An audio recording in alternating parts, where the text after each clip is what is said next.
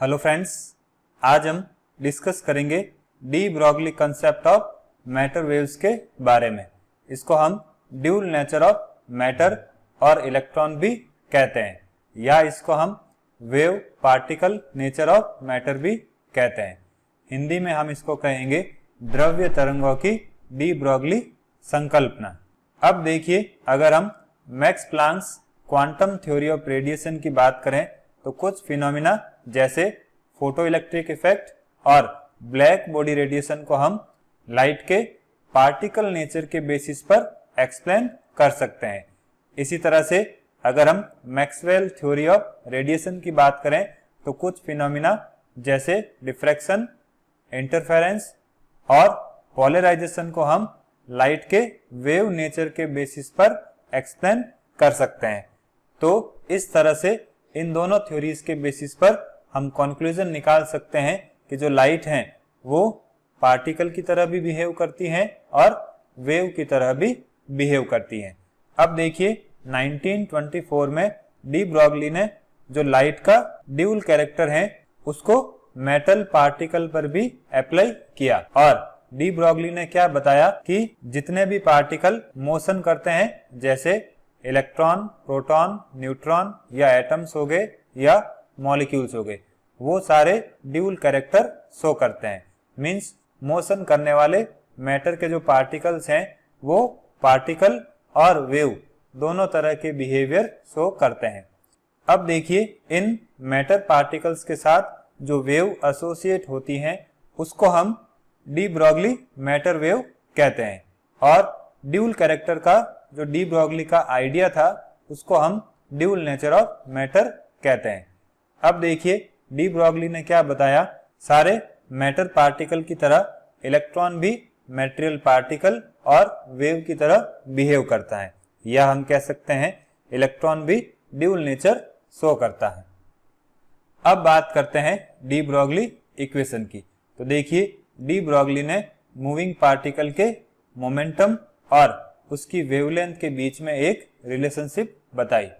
अब de Broglie ने क्या बताया, जो मूविंग पार्टिकल या मूविंग इलेक्ट्रॉन है उसका जो मोमेंटम है वो उसकी वेवलेंथ के इनवर्सली प्रोपोर्शनल होता है। यहाँ पर वेवलेंथ लैम्डा हो जाएगी और मोमेंटम हो जाएगा p। तो देखिए, लैम्डा p के इनवर्सली प्रोपोर्शनल है। अब देखिए, इस इक्वेशन को हम इस तरह से भी लिख सकते हैं। यहाँ पर h एक कांस्टेंट हो जाएगा जिसको हम प्लांक कांस्टेंट कहते हैं, या अगर हम मोमेंटम की वैल्यू लिखें तो ये हो जाएगा lambda is equal to h upon mv। यहाँ पर p हो जाएगा mv के प्रोडक्ट के इक्वल, या इसको हम इस तरह से भी लिख सकते हैं, de Broglie's wavelength is equal to Planck constant h upon momentum of electron जो कि mv है। अब देखिए, इन इक्वेशन में h हो जाएगा प्लांक्स कांस्टेंट, ये हो जाएगी इसकी वैल्यू, और लैम्डा हो जाएगी उस वेव की वेवलेंथ, और m हो जाएगा मास ऑफ इलेक्ट्रॉन, और v यहाँ पर हो जाएगा वेलोसिटी ऑफ इलेक्ट्रॉन। अब बात करते हैं derivation of de Broglie equation की। तो देखिए, डी ब्रॉगली ने अपनी इक्वेशन को दो इक्वेशन के बेसिस पर डिराइव किया था। पहली इक्वेशन हो जाएगी प्लांक इक्वेशन और दूसरी हो जाएगी आइंस्टीन इक्वेशन।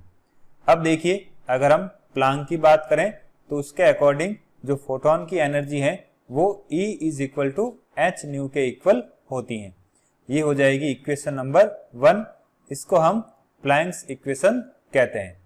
अब इसी तरह से आइंस्टीन के अकॉर्डिंग जो फोटोन की एनर्जी है वो हो जाएगी E is equal to mc square.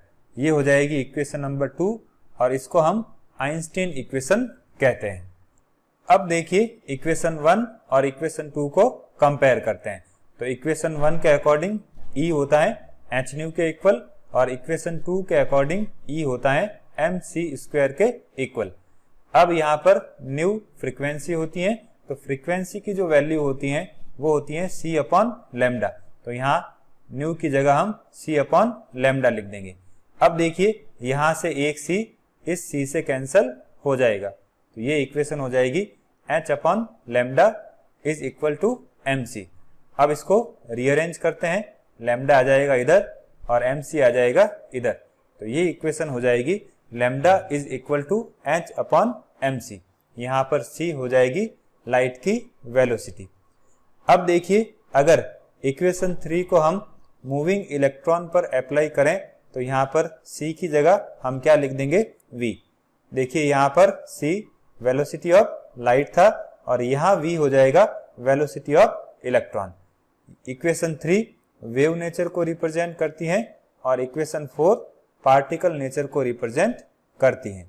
तो हम कह सकते हैं इक्वेशन 4 डी ब्रॉगली इक्वेशन होती है जो कि मूविंग इलेक्ट्रॉन के वेवलेंथ, मास और वेलोसिटी में रिलेशनशिप शो करती है। अब बात करते हैं डी ब्रॉगली इक्वेशन की लिमिटेशंस की। तो देखिए डी ब्रॉगली इक्वेशन जो है वो स्मॉल पार्टिकल्स या माइक्रोस्कोपिक पार्टिकल्स जैसे इलेक्ट्रॉन, प्रोटॉन, न्यूट्रॉन एटसेट्रा पर ही एप्लीकेबल होती हैं और लार्ज पार्टिकल्स या मैक्रोस्कोपिक पार्टिकल्स के लिए डी ब्रॉगली इक्वेशन का कोई भी सिग्निफिकेंस नहीं होता है। अब डी ब्रॉगली इक्वेशन को हम स्मॉल पार्टिकल और लार्ज पार्टिकल्स पर अप्लाई करके देखेंगे। तो देखिए यहाँ पर पहले हम डी ब्रॉगली इक्वेशन की हेल्प से लार्ज पार्टिकल के लिए लैम्डा की वैल्यू फाइंड आउट करेंगे। देखिए यहाँ पर हमने मास ऑफ स्टोन लिया है 1 ग्राम या किलोग्राम में हम इस तरह से लिख सकते हैं। वेलोसिटी हो जाएगी 1 मीटर पर सेकेंड। अब इस पर डी ब्रॉगली इक्वेशन जब अप्लाई करते हैं तो लैम्डा की वैल्यू ये आती है। अब इस लैम्डा की वैल्यू को देखें तो ये इलेक्ट्रोमैग्नेटिक रेडिएशन की जो वेवलेंथ है उसकी रेंज में नहीं आती है। तो हम कह सकते हैं de Broglie equation large particles पर अप्लाई नहीं होती है। लार्ज पार्टिकल के लिए अगर डी ब्रॉगली इक्वेशन की हेल्प से लैम्डा कैलकुलेट करते हैं तो उसकी वैल्यू सिग्निफिकेंट नहीं होती है। अब अगर हम डी ब्रॉगली इक्वेशन की हेल्प से स्मॉल पार्टिकल के लिए वेवलेंथ की वैल्यू फाइंड आउट करें तो इससे जो वेवलेंथ की वैल्यू मिलती है वो इलेक्ट्रोमैग्नेटिक रेडिएशन की जो रेंज है उसके अंदर ही रहती है। तो हम कह सकते हैं स्मॉल पार्टिकल के लिए डी ब्रॉगली इक्वेशन सिग्निफिकेंट होती है। तो ये हो गया de Broglie concept of matter wave के बारे में।